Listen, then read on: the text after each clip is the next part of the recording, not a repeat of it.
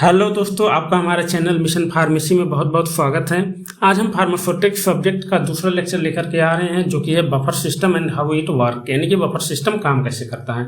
पहले हम कुछ पॉइंट के माध्यम से समझ लेते हैं कि बफर सिस्टम क्या होता है, फिर उसके बाद हम देखते हैं कि डिफिनीशन क्या होगा, की कॉन्सेप्ट क्या होगा, इंपॉर्टेंट फार्मूलेज क्या होंगे, तब आपको बहुत ही अच्छे से समझ में आएगा। आइए हम कुछ पॉइंट से इसको समझते हैं कि बफर सिस्टम होता क्या है। जैसा कि दोस्तों आप लोग इस फिगर में देख सकते हैं कि मैंने एक स्ट्रक्चर बनाया है सिरप का और एक बनाया है बफर सॉल्यूशन का। ठीक, बफर सॉल्यूशन का जैसे कि अगर हम पहले सिरप की बात कर लेते हैं, आप सभी लोग अपने डेली लाइफ में कभी ना कभी जरूर से जरूर सिरप का यूज किए होंगे।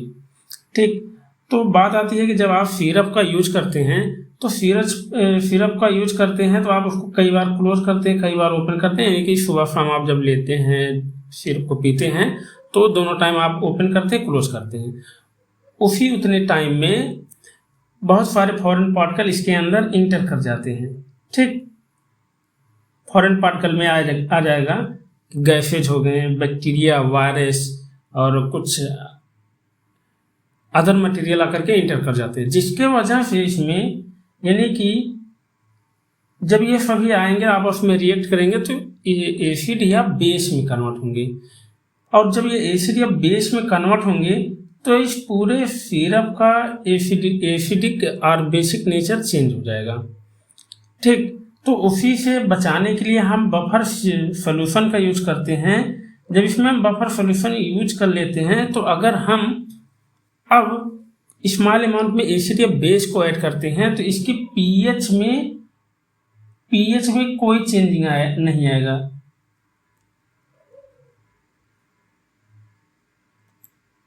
ठीक, फॉर एग्जांपल में अगर देख लो कि कैसे इसमें स्मॉल अमाउंट में एसिड या बेस आते हैं, तो अब एग्जांपल के रूप में समझ लो कि जैसे देखो हमारे एनवायरनमेंट में क्या होते हैं, कार्बन डाइऑक्साइड, मॉइस्चर होता ही है।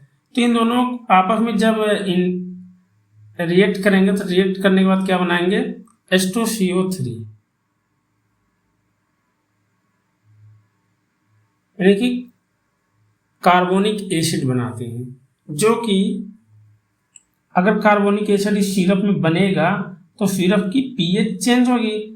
अगर हम बफर सॉल्यूशन का यूज किए रहेंगे तो ये क्या करेगा, इसकी पीएच को चेंज नहीं होने देगा। और आपको पता है कि एक कांस्टेंट या एक स्पेसिफिक पीएच पे बैक्टीरियल ग्रोथ बहुत अच्छे से होता है। तो अगर वो पीएच डेवलप हो जाएगा सिरप में तो बैक्टीरियल या वायरस ग्रोथ होना की चांसेस बहुत ज़्यादा हो जाती है, जिसके वजह से हमारा जो प्रोडक्ट है यानी कि सिरप ये बहुत ही जल्दी खराब हो जाएगा। अब आइए हम एक एक पॉइंट को बहुत ही ध्यानपूर्वक समझते हैं।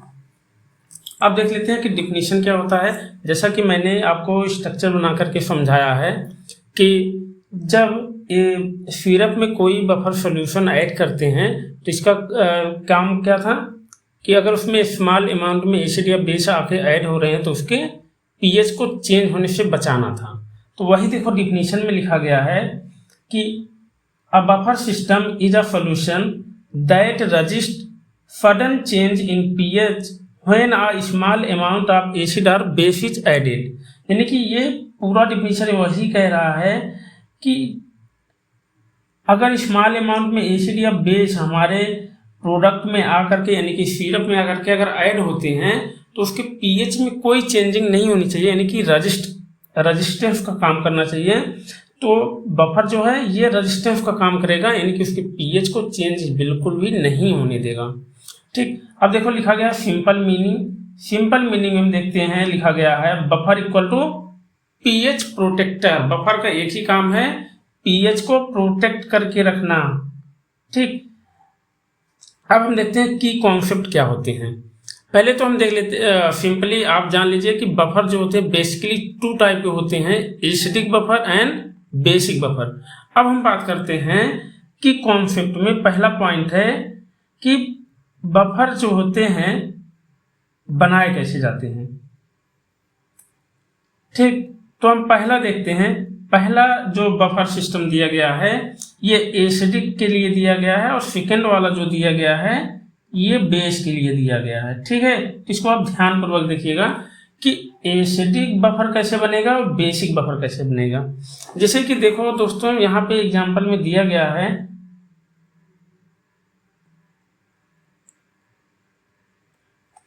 कि weak acid plus it's salt with strong base. इसका मतलब पहले समझ लीजिए, मैं यहाँ पे आपको समझा रहा हूँ, ध्यानपूर्वक समझिएगा। वीक एसिड क्या होगा, CH3 COOH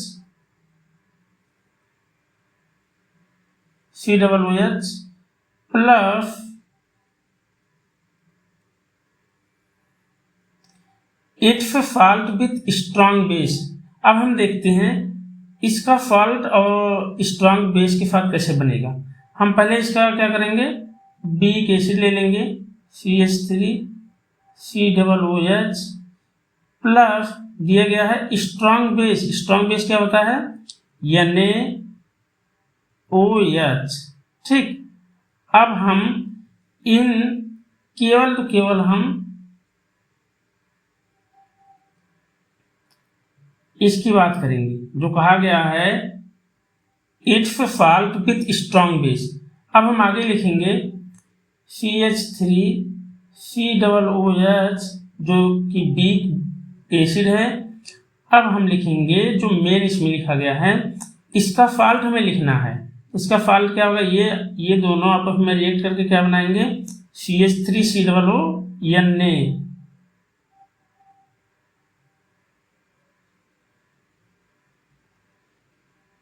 सोडियम एसीटेट। ये जो हम इसको अगर मिला करके कोई सोल्यूशन बनाएंगे तो क्या बनेगा, एसिडिक बफर बनेगा। ठीक, तो आप ये समझ गए कि it's salt with strong base का क्या मतलब होता है कि पहले तो हम वीक एसिड ले लिए, फिर वीक एसिड को स्ट्रॉन्ग बेस के साथ में रिएक्ट करवाएंगे तो जो बन के आएगा क्या होगा, उसका सॉल्ट बनेगा। ठीक, आई होप दोस्तों आपको समझ में आ रहा होगा। अब हम ऐसे ही आपको समझाते हैं कि बेसिक बफर को कैसे बनाया जाता है।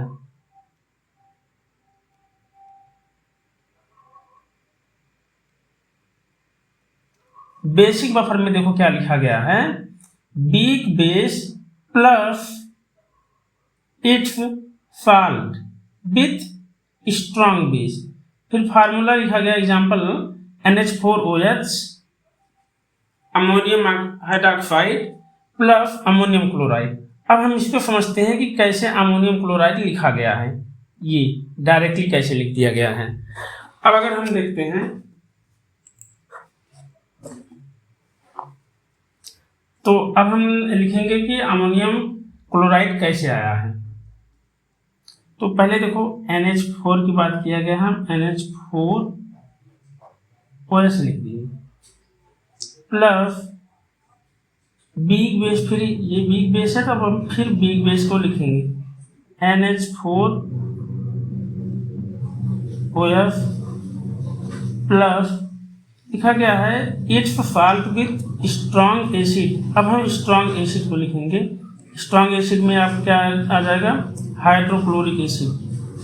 ठीक, अब हम NH4OH को ऐसे ही लिख देंगे। अब हम इसका सॉल्ट लिखेंगे वीक एसिड का विथ स्ट्रॉन्ग, वीक बेस का स्ट्रॉन्ग एसिड के साथ में क्या बनेगा, NH4Cl। तो ये दोस्तों समझ में आया कि बेसिक बफर कैसे बनेगा। ये जो कॉम्बिनेशन बन के आया है, इसको जब हम मिला के बनाएंगे सोल्यूशन तो ये क्या बनेगा, बेसिक बफर।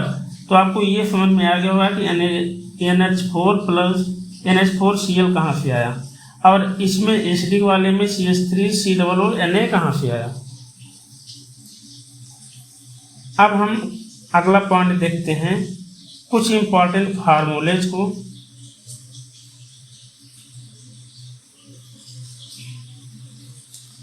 देखो इंपॉर्टेंट फार्मूला में लिखा गया है, एसिडिक बफर के लिए दिया गया है और बेसिक बफर के लिए। सबसे पहले जान लो कि इस फार्मूले को हेंडरसन हर्शेलवेज इक्वेशन भी कहते हैं। इस फार्मूले के हेल्प से हम किसी भी बफर सॉल्यूशन की पीएच को चेक कर सकते हैं, कैपेसिटी को चेक करते हैं कि उसकी जो पीएच है सही है या नहीं है। ठीक, तो जैसे कि अगर अब हम बात करें कि ये पीएच क्या होगा, तो पीएच क्या होता है,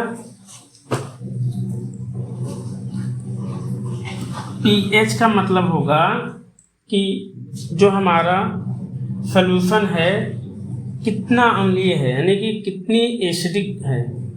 पी के ए क्या होता है, पी के ए क्या होता है, आप सभी लोग लिखते चलिएगा। यह एसिड के स्ट्रेंथ को दर्शाता है, यानी कि जितना कम पी के ए होगा उतना ही मजबूत, यानी कि मजबूत एसिड होगा। लॉग साल्ट बाई एसिड का क्या होता है, साल्ट जो है कंसंट्रेशन ऑफ साल्ट का है, एसिड क्या है, या वीक एसिड की कंसंट्रेशन। वैसे ही सेम होता है बेसिक बफर का। पीओएच क्या है, यह बेसिसिटी की सॉल्यूशन की बेसिसिटी को आइडेंटिफाई करता है, कि नापता है कि ये कितना बेसिक है। इसलिए क्या होता है, या बेस के स्ट्रेंथ को आइडेंटिफाई करता है।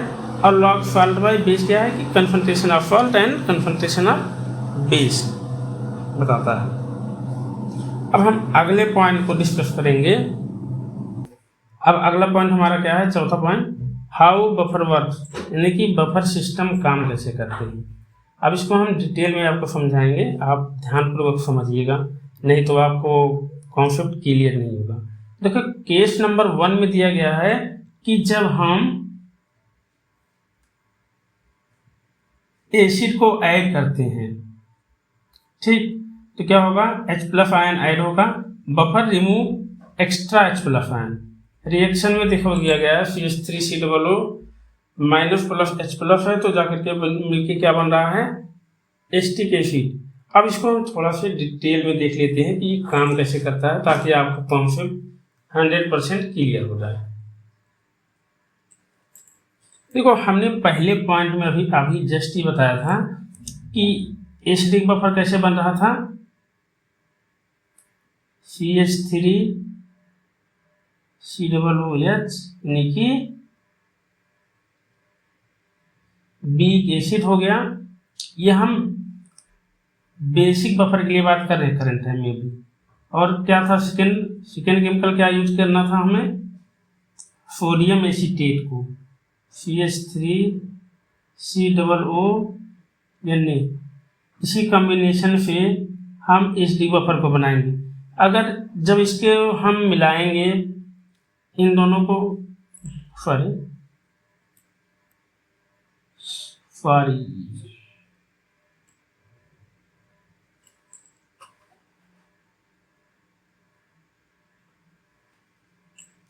फॉर एग्जाम्पल देखिए,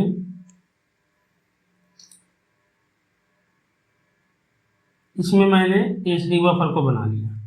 अब इसमें मैं जो एसिडिक बफर को बनाया, इसमें क्या क्या चीजें हैं, एसिटिक एसिड और सोडियम एसीटेट है। एसिटिक एसिड किस पार्ट में डिसोसिएट हुआ होगा, एसीटेट आयन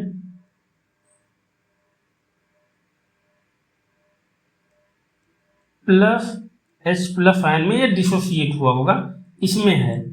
फिर सेकेंड क्या है कि सोडियम एसीटेट, ये भी डिसोसिएट हुआ होगा, CH3COO, यानी कि एसीटेट आयन प्लस Na+ में, ओके। अब ये जो इतने कंपोनेंट हैं, ये किस में प्रेजेंट हैं, इस पूरे बफर सॉल्यूशन में प्रेजेंट है। क्योंकि जब हम एसिडिक बफर बना रहे थे तो हमें क्या क्या रिक्वायरमेंट थी, weak acid and it's salt with strong base, तो उसमें आया था एसिटिक एसिड और सोडियम एसीटेट को मिला करके हम एसिडिक बफर बना रहे हैं। तो ये जब डिसोसिएट होगा, इसमें घुलेगा, इस आयन में टूटेगा जो कि इसमें प्रेजेंट है। अब अगर हम फॉर एग्जांपल इसमें ऐड करते हैं, मान लो हम स्मॉल अमाउंट में HCl को इसमें अगर हम ऐड कर रहे हैं, ठीक, तो क्या ये कैसे पीएच को चेंज होने से रोकेगा, क्योंकि अगर हम HCl को ऐड कर रहे हैं तो इसकी एसिडिटी बढ़नी चाहिए, लेकिन बफर सॉल्यूशन का ये नेचर होता है कि इसके पीएच को चेंज नहीं होने देगा। अब देखो कि ये कैसे इसको पीएच बढ़ने से रोकता है। जब HCl को हम इसमें ऐड करेंगे तो HCl H प्लस और Cl माइनस आयन में टूटेगा। ठीक, अब H प्लस जो है, देखो हमारे सॉल्यूशन में ये इतना आयन पहले से प्रेजेंट है, तो जो H प्लस है ये जाएगा CH3COOH में, यानी कि इसके साथ में बाइंड हो जाएगा, बन जाएगा एसिटिक एसिड, प्लस Cl है और Na यहाँ पे पहले से प्रेजेंट है, तो ये मिल करके NaCl बना लेंगे। अब बताओ, एसिटिक एसिड इसमें पहले से था, वही कन्संट्रेशन हो गया, NaCl ये साल्ट हो गया, यानी कि अब बताओ इसमें कहाँ से कोई चेंजिंग आएगी, यानी कि पीएच तो वही रहेगा ना। तो इस मैकेनिज्म के थ्रू बफर जो होता है पीएच को चेंज होने से रोकता है। तो आई होप दोस्तों आपको समझ में आ गया होगा। अगर आपका कॉन्सेप्ट ना क्लियर हो तो इस वीडियो को रिवाइज करके देखिएगा, आपका कॉन्सेप्ट जरूर क्लियर हो जाएगा। अब हम बात करेंगे कि बेसिक बफर कैसे काम करता है। देखो, बेसिक बफर में हम मान लेते ये मैंने एक बेसिक बफर बनाया,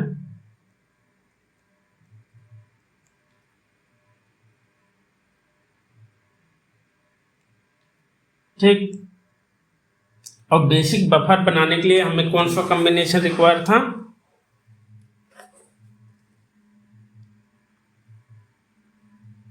NH4OH। याद करो, वीडियो को रिवाइज करके देख लो, इस नोट्स को लिखते चलो। NH4OH और क्या था, अमोनियम क्लोराइड ना, NH4Cl। अब ये जब डिसोसिएट होगा इसमें टूटेगा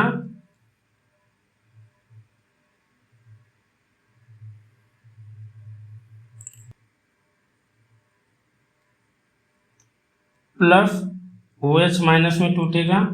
फिर अब हम देख लेते हैं NH4Cl किस में टूटेगा, NH4 प्लस Cl माइनस में टूटेगा। अब हम बात करते हैं कि अगर इसमें स्मॉल अमाउंट में हम बेस को ऐड करते हैं तो इसकी पीएच में क्या चेंजिंग आएगी। जब बेस को हम ऐड करेंगे तो ये किस में टूटेगा, पहले Na प्लस OH माइनस में टूटेगा। ठीक, जब ये टूटेगा तो NaOH कहाँ पे जाएगा, Na जो है ये जाएगा Cl के साथ बाइंड करेगा, क्या बनेगा, NaCl। और जो OH का है ये क्या करेगा, ये OH जो है इस OH के साथ मिलेगा तो क्या बना सकता है, एक तो ये ये OH जो है ये जाएगा NH4 के साथ ज्वाइन करेगा, तो क्या बनाएगा, NH4OH अमोनियम हाइड्रोक्साइड, जो कि पहले से इसमें प्रेजेंट था, और NaCl बनने से इसके पीएच में कोई भी चेंजिंग नहीं आएगा। तो यानी कि बेसिक बफर इस तरीके से काम करता है। आई होप दोस्तों आपको समझ में आ रहा होगा। अगर आपको समझ में नहीं आ रहा है तो आप वीडियो को रिवाइज करके देखिएगा, आपको जरूर समझ में आएगा।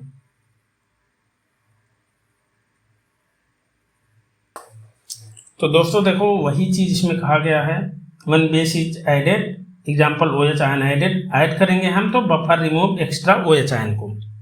ठीक, ये एक्स्ट्रा OH आयन को रिमूव कैसे कर रहा है और एसिड में H प्लस आयन को रिमूव कैसे कर रहा है, ये मैंने आपको बाकायदे ही समझा दिया है। और अगर आपको नहीं समझ में आएगा तो आप उसी चीज़ को दोबारा रिवाइज करके देखिएगा, आपको जरूर समझ में आएगा।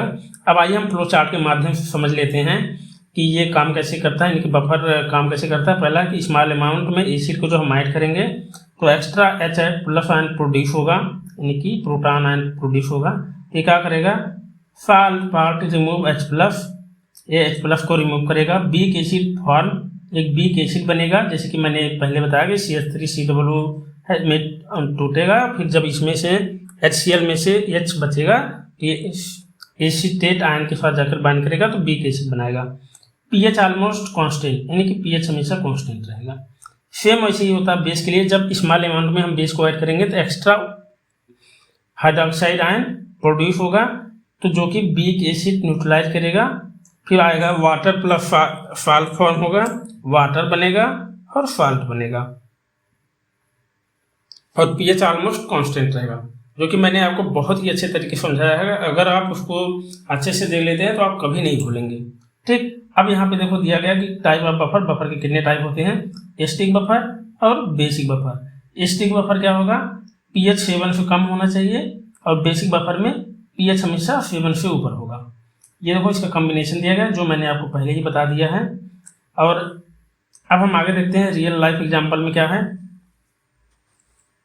ह्यूमन ब्लड में क्या होता है कि blood buffer system mainly H2CO3 high carbonic acid और सोडियम बाइकार्बोनेट मिलकर के एक बफर सिस्टम बनाते हैं हमारे ब्लड में, जो कि उसके एसिडिटी को मेंटेन करके रखते हैं, जिससे उसकी pH चेंज नहीं होता है, 7.4 ही रहता है। नहीं तो अगर एसिडिक हो जाए या बेसिक ज़्यादा हो जाए हमारे ब्लड में तो होता है उसको क्लाट वगैरह बन जाए, जिससे हमें बहुत सारी प्रॉब्लम हो सकती हैं। तो ये जो कार्बोनिक एसिड और सोडियम बाइकार्बोनेट है ये मिल करके हमारे ब्लड की pH को मेंटेन करके रखते हैं। तो बहुत ही इंपॉर्टेंट है, आप इसको याद कर लीजिएगा, एग्जाम में भी पूछा जा सकता है कि ब्लड का pH कितना होता है और उसके pH को मेंटेन करने में कौन कौन से केमिकल यूज होते हैं। तो कार्बोनिक एसिड और बाइकार्बोनेट। इन मेडिसिन, दूसरा पॉइंट है इन मेडिसिन। मेडिसिन में कैसे इसका यूज किया जाता है, जैसे सिरप हो गया, इंजेक्शन हो गया, and maintain to proper pH। जैसे कि मैंने सिरप का एग्जांपल लेकर के आपको बताया ही था कि सिरप और इंजेक्शन, इसमें क्या होता है कि ये इसमें pH चेंज होने की चांसेस बहुत ज़्यादा होती हैं, जिसके लिए हम बफर सिस्टम का यूज करते हैं, जो इसके pH को चेंज होने से बचाता है। और अगर pH नहीं चेंज होगा तो उसको इजीली एडमिनिस्टर भी किया जा सकता है। दूसरी बात, अगर pH चेंज नहीं होगा तो जो बैक्टीरियल ग्रोथ वगैरह होगा वो वहीं से रिमूव हो जाएंगी, प्रिवेंट हो जाएंगी। अगर उसके pH चेंज होता चले जाए, यानी कि एक फेवरेबल कंडीशन बन जाएगा बैक्टीरिया वायरस के लिए, जिससे बैक्टीरिया वायरस बहुत तेज ग्रोथ कर सकते हैं और हमारा प्रोडक्ट खराब हो जाएगा। इसके बाद है इन शैम्पू एंड कॉस्मेटिक में यूज किया जाता है buffer, protect skin hair from pH damage. ठीक, अगर बहुत ज़्यादा स्टिक या बेसिक हो जाएगा तो हमारे स्किन के लिए जो सोप होगा, शैम्पू होगा, ये हार्मफुल हो जाएगा। तो बफर जो है उसको स्किन और हेयर को बचा करके रखते हैं। अब आगे हम देखते हैं, देखो इसमें कुछ दिया गया है टेक्स्ट बेस्ड डायग्राम। तो वही चीज समझाया गया टेक्स्ट के बेस पे। वीक एसिड H++ ये माइनस में टूट रहा, जैसे कि यहाँ पे दर्शाया गया है। ठीक, और acid added A- absorb H+, और base added weak acid give H+ ion, this keep pH stable. वही चीज है जो मैंने अभी आपको समझाया था। ठीक, आप लोग इस नोट्स को बनाते चलिएगा और बढ़िया से आपको ये नोट्स हमारे टेलीग्राम चैनल या व्हाट्सएप के ग्रुप में आप ज्वाइन करेंगे तो आपको ये नोट्स मिल जाएगा। कुछ यहाँ पे ट्रिक दिए गए हैं कि कैसे हम इसको याद कर सकते हैं।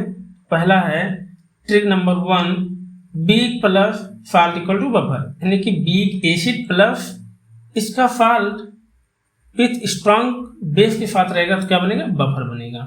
और एकदम सेम अपोजिट करेंगे तो बेस के लिए हो जाएगा बेसिक बफर।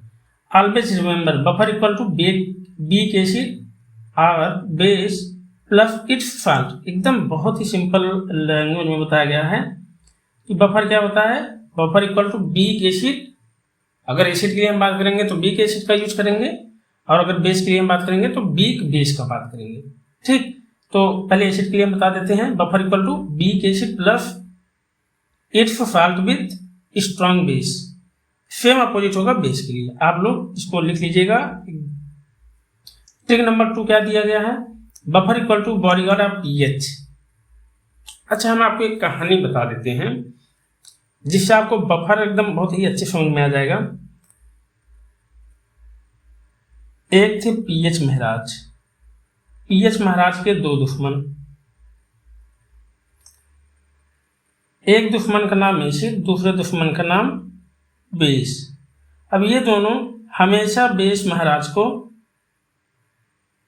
मारने के लिए लगे रहते हैं कि कैसे इनको हम मारे, कैसे मारे।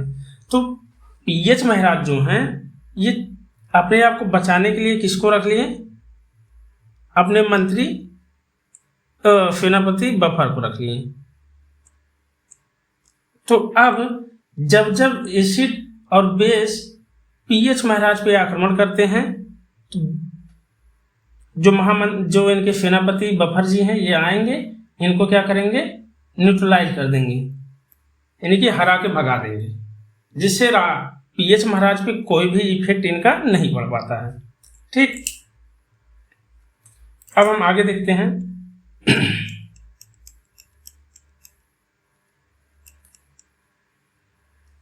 ट्रिक नंबर 3 देखो दिया गया है। ट्रिक नंबर 3 में क्या होगा, acidic buffer equal to A for acidic equal to acetate acetic acid, यानी कि अगर हमें ना याद आए ए फॉर एसिडिक बफर और उसके बाद ए फॉर क्या कर सकते हैं, एसिटिक एसिड, यानी कि बी एसिड होगा।